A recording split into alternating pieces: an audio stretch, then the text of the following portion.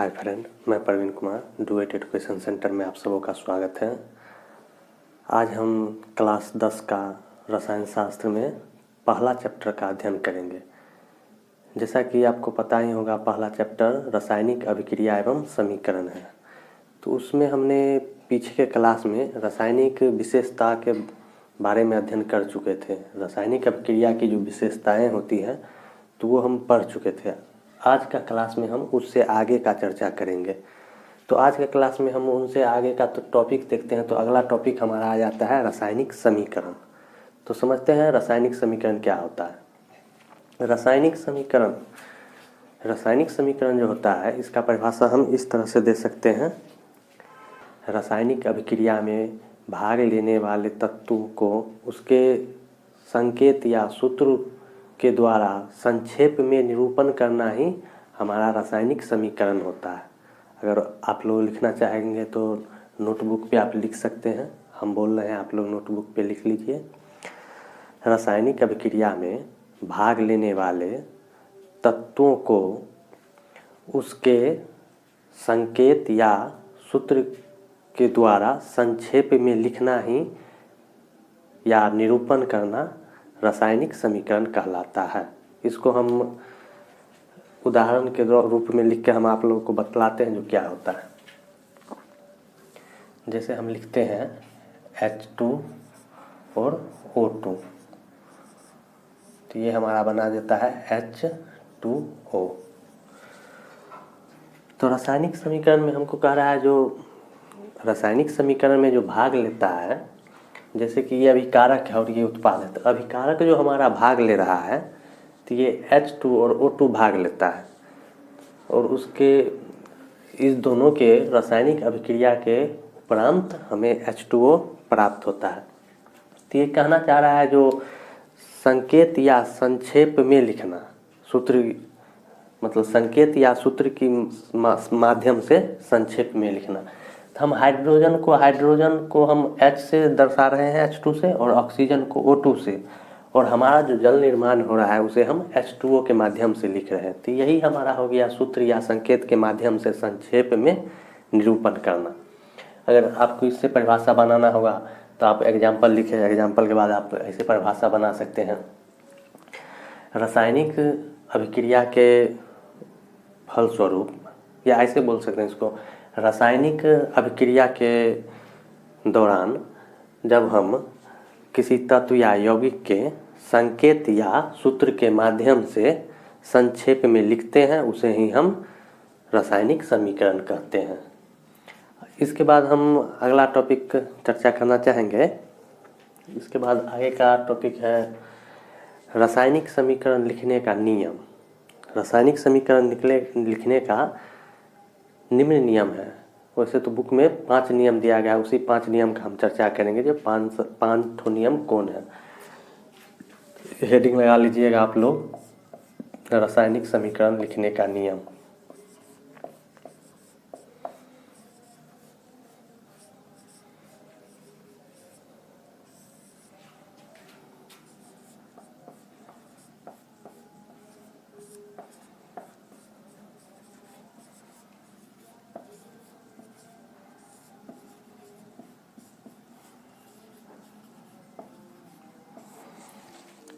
आप लोग हेडिंग लगा लीजिए, रासायनिक समीकरण लिखने का नियम। रासायनिक समीकरण लिखने का 5 नियम है। पहला पॉइंट आप लोग लिख चुके हैं। पहला पॉइंट आप लोग लिख सकते हैं, जो संकेत या सूत्र को समीकरण के बाईं ओर लिखते हैं। दूसरा पॉइंट आप लोग लिखिए, उत्पाद या प्रतिफल को समीकरण के दाईं ओर लिखते हैं। तीसरा पॉइंट आप लोग ये लिख सकते हैं, अभिकारक में अगर अभिकारक की संख्या 1 से अधिक हो तो उस दोनों के बीच हम प्लस का प्रयोग करते हैं। और चौथा पॉइंट आप लोग लिख सकते हैं, जो जब समीकरण में उत्पादक जो होगा उसमें अगर 1 से अधिक यौगिक हो रहा है या 1 से अधिक तत्व 1 से अधिक यौगिक हो रहा है तो उसको हम प्लस से निरूपण करेंगे। और 5वां नियम है, समीकरण को हम प्रतिफल और अभिकारक को अलग करने के लिए तीर का चिन्ह प्रयोग करते हैं। चलिए इसको हम अब एक समीकरण के माध्यम से बता देते हैं। जैसे हम H2 ही ले लेते हैं, H2 और O2, तो हमारा H2O का निर्माण हुआ। तो इसका जो 5 नियम है, 5 नियम को हम बताते हैं। पहला नियम कह रहा है जो संकेत या सूत्र को हम संकेत या सूत्र को समीकरण के बाईं ओर रखेंगे। तो हमारा ये जो टोटल समीकरण है, तो इसमें हमारा संकेत या सूत्र जो हो गया अभिकारक के रूप में, अभिकारक ये है, इस बाईं ओर को अभिकारक कहते हैं, दाईं तरफ के उत्पाद या प्रतिफल कहते हैं इसको। तो अभिकारक का जो मतलब संकेत या सूत्र होगा उसको हम बाईं ओर रखेंगे। पहला नियम हमारा ये था। तो हमारा जो ये H2 और O2 है, ये समीकरण की बाईं ओर रहेगा, ये अभिकारक हो गया। दूसरा हमको नियम में बता रहा है जो उत्पाद या प्रतिफल का जो संकेत होगा या सूत्र होगा उसे हम दाईं तरफ लिखेंगे। तो ये हमारा उत्पाद या प्रतिफल हो गया। 2 नियम इससे क्लियर हो गया। तीसरा नियम कह रहा है जब अभिकारक में एक से अधिक हो सूत्र या संकेत की संख्या, तो उसको हम प्लस से डिफाइन करेंगे, जैसे प्लस 20 में यूज करेंगे, जैसा कि हमने यहाँ पे यूज किया है। तो ये हमारा तीसरा नियम हो गया। चौथा नियम वही है, जैसे अगर यहाँ पे हम मान लेते हैं H2 और O2 आ जाता, तो यहाँ पे हम फिर इसको उत्पाद में अगर एक से ज़्यादा संख्या आ जाएगा तो उसको हम फिर बीच में प्लस के द्वारा निरूपण करेंगे, बीच में हमको प्लस लगाना है। 4 नियम क्लियर हो गया। पांचवा नियम कह रहा है जो अभिकारक और उत्पाद को अलग करने के लिए हम तीर का चिन्ह का प्रयोग करते हैं। जैसे ये हमारा अभिकारक हो गया और ये उत्पाद या प्रतिफल, तो इसको हम अलग करने के लिए ये तीर का प्रयोग करते हैं। और ये तीर जो है ये हमको दिशा बतलाता है। आशा करते हैं कि आप लोग रासायनिक समीकरण लिखने का नियम आसानी पूर्वक समझ चुके होंगे। हेडिंग लगाइए रासायनिक समीकरण का प्रकार।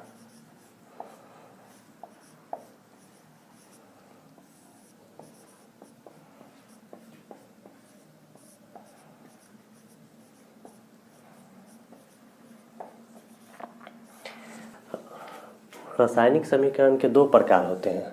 पहला हो जाता है संतुलित,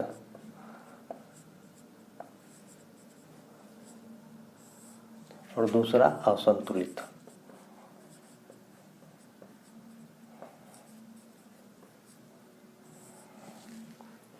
तो इसको हम समझते हैं संतुलित और असंतुलित के बारे में क्या होता है।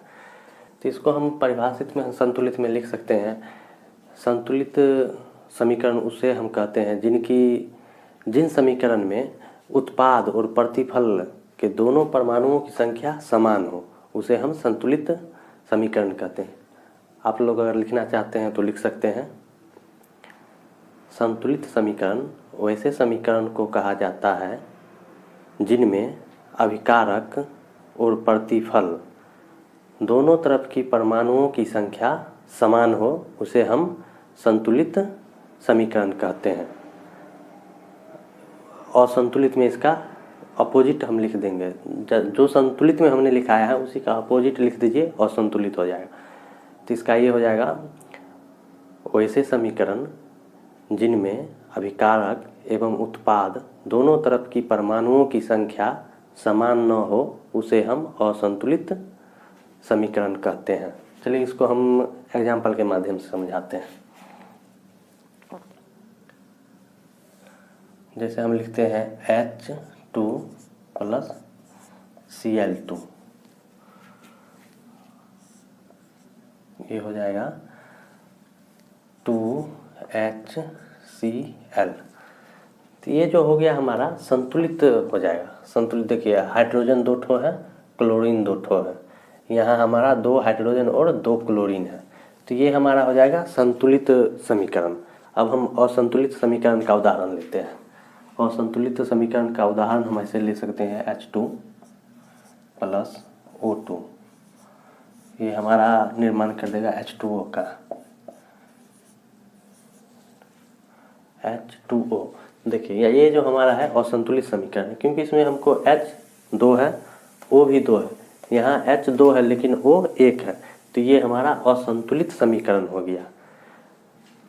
अब हम नेक्स्ट टॉपिक देखते हैं। नेक्स्ट टॉपिक होगा हमारा रासायनिक समीकरण को संतुलित करना। चलिए अगला हेडिंग आप लोग लगाइए, रासायनिक समीकरण को संतुलित करना।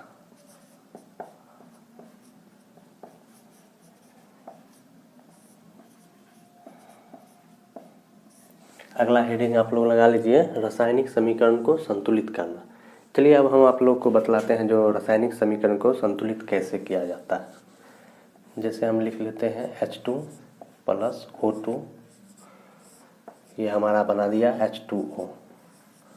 तो ये हमारा रासायनिक समीकरण संतुलित नहीं है, ये असंतुलित अवस्था में, क्योंकि यहाँ पे 2 हाइड्रोजन है और 2 ऑक्सीजन है, लेकिन यहाँ पे 2 हाइड्रोजन और 1 ऑक्सीजन है। तो इसको हम संतुलित कैसे करते हैं उसे हम समझते हैं। तो यहाँ पे जैसे हम पहले लिख लेते हैं हाइड्रोजन, हाइड्रोजन का कितना 2 परमाणु, ऑक्सीजन का 2 परमाणु। फिर इस साइड में हम देखते हैं, इस साइड में हाइड्रोजन का 2 परमाणु, हाइड्रोजन का 2 परमाणु और ऑक्सीजन का 1 परमाणु। अब हम देखते हैं इसमें हम क्या कर सकते हैं। तो हमने देखा जो हाइड्रोजन यहाँ पे 2 है, यहाँ भी 2 है, ऑक्सीजन 2 है, ऑक्सीजन 1 है। तो पहले तो हम ऑक्सीजन को 2 बनाएंगे, तो इसको हम 2 से इंटू कर देंगे तो ऑक्सीजन मेरा 2 हो गया। तो ऑक्सीजन अब हमारा 2 हो चुका है यहाँ पे, तो 2 हो गया तो हम यहाँ पे 2 लिख देंगे। हमारा 2 ऑक्सीजन हो चुका है, लेकिन यहाँ 2 लिखे हैं तो ऑक्सीजन तो 2 हो गया, लेकिन हाइड्रोजन अब 4 हो गया, क्योंकि पहले से 2 हाइड्रोजन था। अब 2 यहाँ जुटा तो इसमें इन गुना हो जाएगा, तो 2 दूनी 4, तो अब हो गया 4 हाइड्रोजन। तो अब हमको हाइड्रोजन को 4 बनाना है, तो हाइड्रोजन में भी 2 से गुना कर दिए, तो हमारा यहाँ 4 हाइड्रोजन हो गया। हमारा जो ये उत्पाद है, ये साइड का समीकरण का जो उत्पाद, वो हमारा संतुलित हो चुका है। अब हम इस साइड देख रहे हैं, तो इस साइड हम देख रहे हैं तो वो हमारा 2 है, वो हमारा 2 सही है, लेकिन यहाँ पे H2O हो गया है, 4 हाइड्रोजन हो गया, तो यहाँ भी हमको 4 हाइड्रोजन करना हो। फिर इसको हम 2 से गुना कर देते हैं, तो 2 से गुना करते हैं तो 4 हो जाता है। तो फिर इसको हम 4 बनाने के लिए यहाँ अगर 2 लिख देते हैं तो ये हमारा संतुलित हो जाता है। अब ये 4 हाइड्रोजन हो गया। तो इस तरह से हम संतुलित कर सकते हैं। तो ये प्रोसेस आशा करते हैं कि आप लोग को समझ में आ चुका है और समझ गए होंगे जो संतुलित कैसे किया जाता है। तो एग्जाम्पल हम लेते हैं Na + O2, तो ये हमारा बना देता है Na2O। तो इसको हम भी पहले वही करेंगे, पहले NO के लिखते हैं कितना कितना है परमाणु संख्या। तो Na का परमाणु संख्या 1 हो गया, O2 का परमाणु संख्या 2 हो गया। अब इस साइड में आते हैं, तो इस साइड में Na का परमाणु संख्या 2 है और O का 1 है। तो इसमें हम देखते हैं O 2 है, O2 यहाँ नहीं लिखेंगे, O सिर्फ लिखेंगे। तो O यहाँ पे 2 है और ऑक्सीजन 1 है। तो पहले तो हम ऑक्सीजन को 2 बनाएंगे, तो ऑक्सीजन को 2 बनाने के लिए 2 से गुना किए, ऑक्सीजन को 2 से गुना किए हैं, तो हम यहाँ 2 पर लिख लेते हैं। तो अब ऑक्सीजन मेरा बैलेंस हो चुका है, 2 ऑक्सीजन इधर भी है और 2 ऑक्सीजन यहाँ भी है। जब हम यहाँ 2 लिखे हैं तो पहले से हमारा नाइट्रोजन नाइट्रोजन नहीं सोडियम Na हमारा पहले से 2 था। अब ये 2 और 2 इंटू होगा तो 2 दूनी 4, तो हमारा अब 4 सोडियम हो गया है। तो Na को 4 बनाने के लिए 2 से जब इंटू करेंगे तो ये 4 हो जाएगा। तो हमने इधर 4 किया है, तो इधर भी हमको 4 करना पड़ेगा।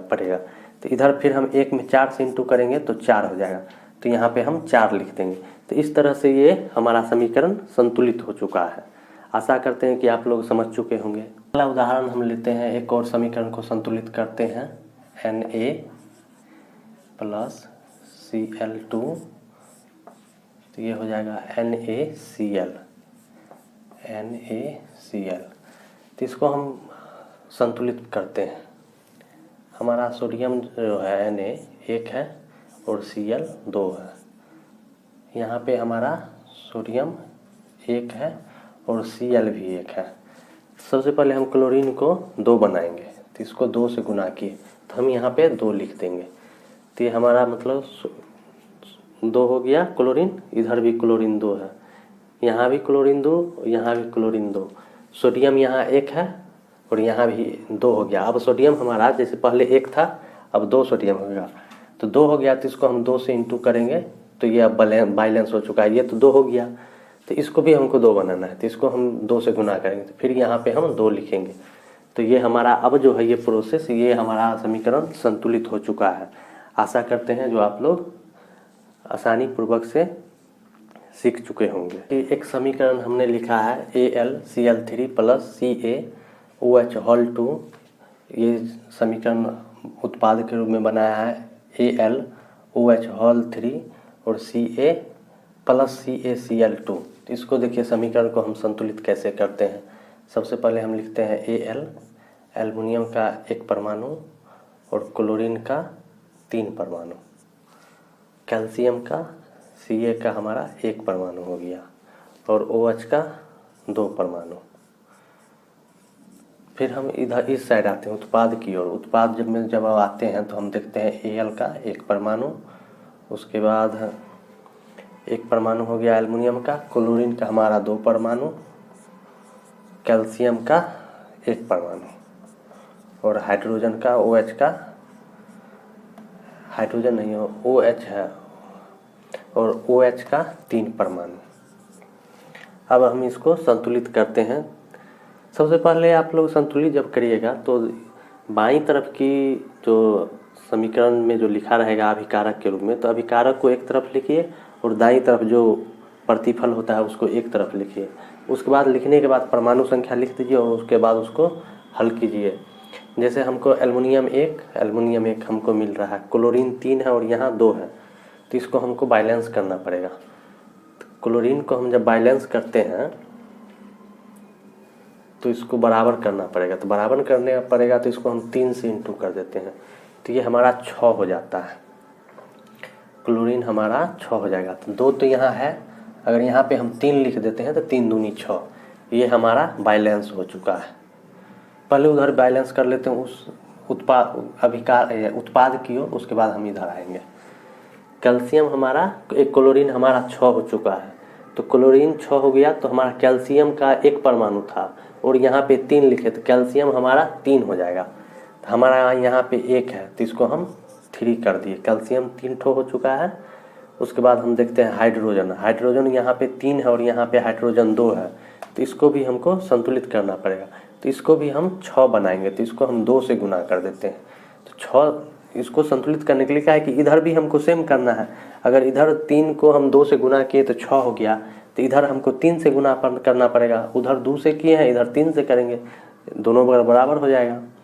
तो ये हमारा 6 हाइड्रोजन हो गया। तो 6 हाइड्रोजन करने के लिए हमको यहाँ पे 3 पहले से था, तो यहाँ पे हम 2 लगा देंगे, 2 लिख देते हैं, तो 3 दूनी 6 हो जाता है। लेकिन 6 तो हो गया, लेकिन अब एल्युमिनियम पहले से 1 था, अब 2 हो गया, तो 2 को जब 1 से गुना करेंगे तो 2 हो जाएगा, तो इसको फिर हम 2 से गुना कर दिए। तो अब इस तरफ का हमारा समीकरण उत्पाद जो था वो हमको बैलेंस हो चुका है, संतुलित है। अब इस ओर आते हैं, इस ओर देखते हैं हमको क्या करना है। हमको सबसे पहले देखते हैं एल्युमिनियम को हमको 2 बनाना है, तो एल्युमिनियम को हम 2 बनाने के लिए 2 से गुना किए, तो हम एल्युमिनियम के बगल में 2 लिख देंगे। उसके बाद हमको क्लोरीन को 6 बनाना है। क्लोरीन हमारा यहाँ 3 दूनी 6, यहाँ भी हम लिख चुके हैं 6, तो क्लोरीन को हमको 6 बनाना है। तो यहाँ से 2 हमारा 3 दूनी 6 हो गया, क्लोरीन 3 था, 2 यहाँ आ गया था, 2 तिया 6, क्लोरीन बैलेंस हो गया। अब कैल्शियम को बैलेंस करना है, Ca को। तो कैल्शियम हमारा यहाँ कितना है, 3 है, इसको भी हम 3 बनाएंगे। जब कैल्शियम को 3 बनाए तो इसके बगल में हमको 3 लिखना पड़ेगा, 3 हम लिखते हैं यहाँ कैल्शियम के बगल में। कैल्शियम तक हमारा समीकरण संतुलित हो चुका है। अब हाइड्रोजन को देखते हैं, तो हाइड्रोजन मेरा कितना है, 6 है, यहाँ 3 से गुना कर देंगे, 6 हो गया। यहाँ कितना है, 2 हाइड्रोजन है, और यहाँ पे हमने 3 जब लिखा तो 3 दूनी 6, तो ये समीकरण हमारा संतुलित हो गया। तो इस तरह से आशा करते हैं जो आप लोग समीकरण को संतुलित करना आसानी से सीख चुके होंगे। हमारा ये प्रयास कैसा लगा आप लोग कमेंट के माध्यम से बता सकते हैं, और अच्छा लगा हो तो हमारे चैनल डुएट एजुकेशन सेंटर को सब्सक्राइब करें और आगे इसी तरह आप लोग बने रहें।